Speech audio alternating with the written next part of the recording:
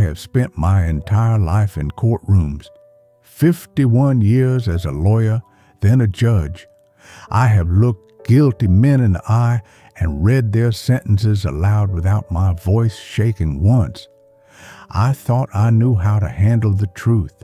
I was wrong, because 3 months ago, at 82 years old, I discovered that the woman I shared my bed with for 54 years had a secret so buried, so carefully sealed, that she carried it all the way to her grave without a single tremor in her voice.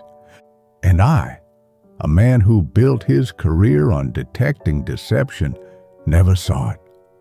My name is Robert Harmon. My wife, Eleanor, passed in March. She was graceful until the very end, held my hand, told me she loved me, closed her eyes like someone finally putting down something heavy. I thought that was peace. I didn't know it was confession. 6 weeks after we buried her, a woman I had never seen knocked on my front door. She was around 50. She had Eleanor's eyes, and she said 4 words that rearranged my entire life. Your marriage wasn't legal. I didn't speak. I just stood there, a retired judge, feeling the ground shift beneath 54 years of what I thought was an unshakable foundation. Stay with me, because what came next was either the greatest betrayal of my life or the greatest love story I never knew I was living. I didn't close the door on her. I don't know why. Maybe 50 years of courtroom training taught me that the most dangerous thing a man can do is refuse to hear something simply because it frightens him. So I let her in. And while she sat across from me at Eleanor's kitchen table, the same table where my wife had made coffee every morning for 5 decades, I did what I always did in a courtroom. I went back to the beginning. Eleanor and I met in 1970. She was 22. I was 28. She had just moved to the city. Alone, she said, and no family nearby. Parents gone young. A quiet past she didn't speak about much. I found that stillness in her beautiful. She never performed herself for anyone. She never needed the room to notice her. She just existed, warmly, solidly, without noise. We dated for 7 months. I proposed on a Sunday morning over burnt toast.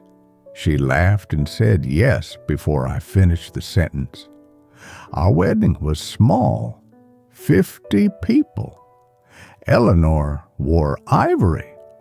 She cried when she said her vow, and I thought those were tears of joy. I have replayed that moment 10,000 times since March. And now I find myself wondering, was she crying because she loved me? Or because she already knew that what we were building together was standing on ground she had never told me was cracked? I still don't have that answer, but the woman sitting at my kitchen table, she did.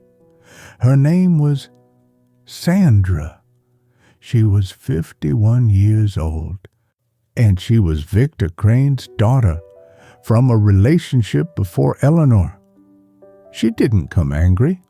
She didn't come demanding anything. She came the way people come when they've been carrying something for too long and simply need to set it down.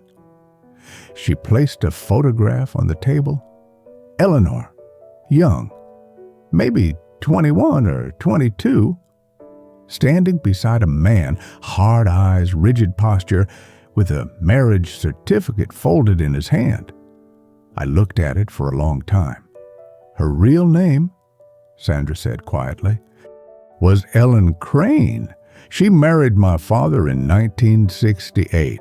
She left him 8 months later, but she never filed for divorce. I heard the words. I understood the words, and yet some part of my mind, and the part that had loved this woman for 54 years, kept rejecting them like a body rejecting something foreign. She married me in 1971, I said. Sandra nodded. That was all she needed to do. A retired judge. A man who had annulled other people's invalid marriages from the bench. A man who lectured young attorneys about the sanctity of legal truth. Had been living inside one for 54 years. I looked down at my hands, the same hands that had held Eleanor's while she took her last breath. And for the first time in my life, I didn't know what I had actually been holding. Sandra didn't stop there. She opened her bag and placed 3 more things on the table. Bank statements, 30 years of them, withdrawals, same amount, every 6 months, like clockwork. The name on the receiving end, Victor Crane, my wife had been paying him since 1991, quietly, consistently, from a personal account I never knew existed. My father found her in 1990, Sandra said. He threatened to expose everything, your career, your reputation, the marriage. She paid him to stay silent. I sat very still. Victor Crane had knocked on our door, metaphorically, for 30 years. And Eleanor had answered every single time without ever once waking me up.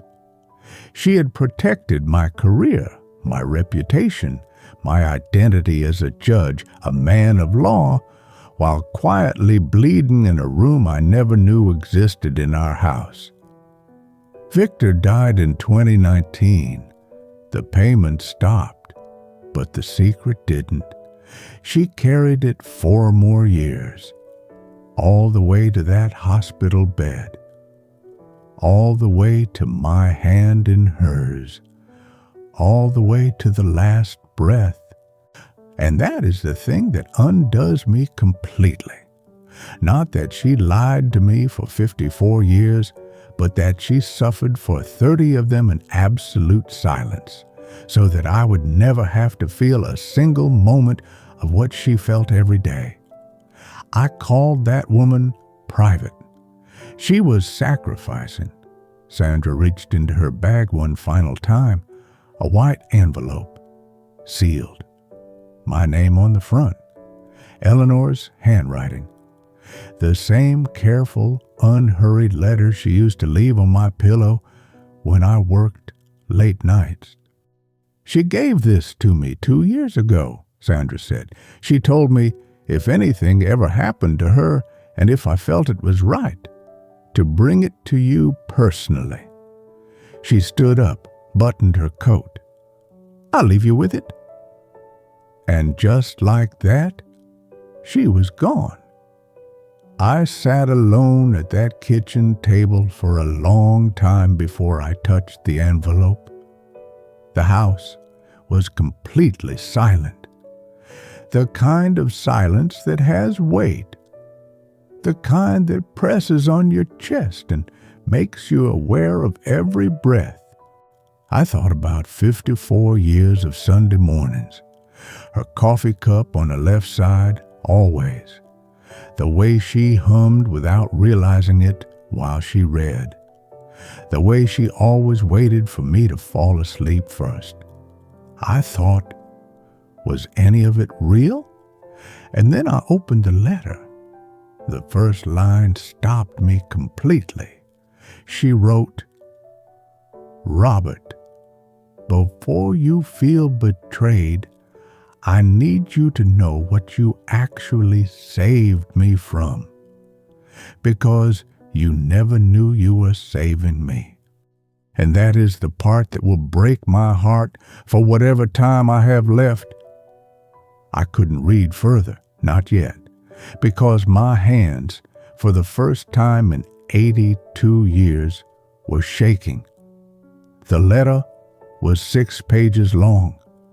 I will not read all of it to you, but I will tell you what I learned. Eleanor, Ellen Crane, had fled Victor at 22 with nothing but a bus ticket and a borrowed name.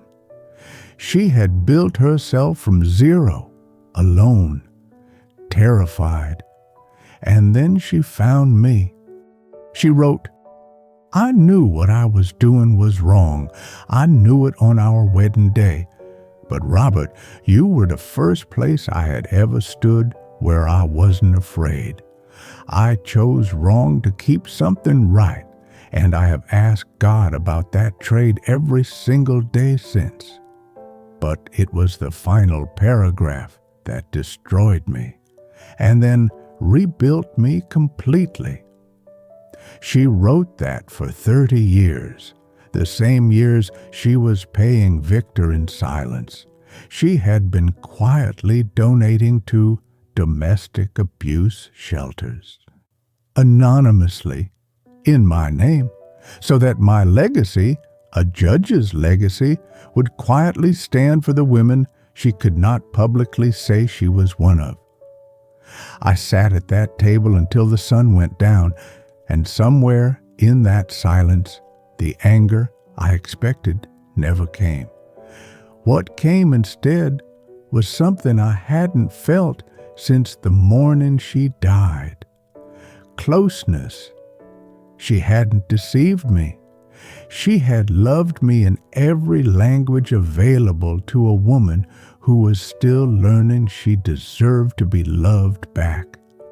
The marriage certificate may have been void, but what happened inside that marriage, every morning, every silence, every held hand, that was the most legally binding thing I have ever known.